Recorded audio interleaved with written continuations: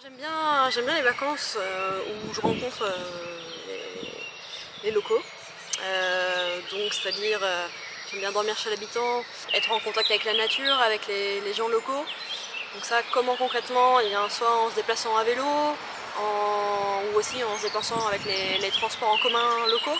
J'aime faire du trekking, prendre mon sac à dos, partir dans la nature avec ma tente, ou bien dormir dans les campings qu'on peut trouver locaux. Par exemple, en Patagonie, certains habitants proposent de loger dans leur jardin. Donc voilà, contre quelques pesos, on peut dormir dans le jardin d'un particulier, camper. Et ils nous mettent à disposition une petite cuisine et le soir on peut partager avec eux autour d'un verre de vin. Voilà, moi j'aime beaucoup ce genre d'expérience où on est en contact avec les personnes locales. Découvrir la culture locale, prendre le temps de bien connaître le territoire ou bien connaître voilà, quelles sont les coutumes locales en termes de repas, en termes de monnaie, de modes de fonctionnement, de transport. Pour moi, c'est pas forcément important d'aller loin.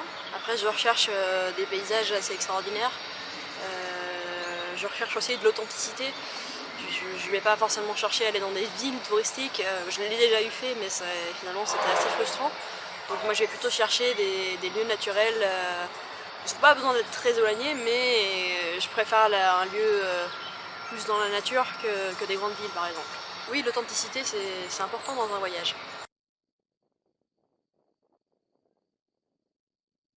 Je m'appelle Charles, j'ai 25 ans. Pour moi, le sport, c'est vraiment quelque chose d'essentiel pour mon bien-être. Je crois que même au sein du voyage, c'est important de continuer d'avoir une activité sportive. Et même dans les fois où tu voyages et que tu es par exemple dans un cadre relativement confortable, où c'est autre que la randonnée. Et je crois que même dans ce cadre-là, c'est important de prendre soin de ça, de continuer de faire du sport et en même temps découvrir le paysage de la région, découvrir la culture locale finalement. Par exemple, voilà, en ce moment je suis parti de chez moi, ça fait 2 jours, on est venu se balader dans la chaîne des Puys et déjà le fait de marcher, contrairement à ce qu'on pourrait penser, c'est extrêmement épuisant et ça nécessite un très gros effort, que ce soit sur le plan mental et même sur le plan physique, un épuisement des muscles en permanence et c'est déjà une activité extrêmement sportive que de partir chez soi.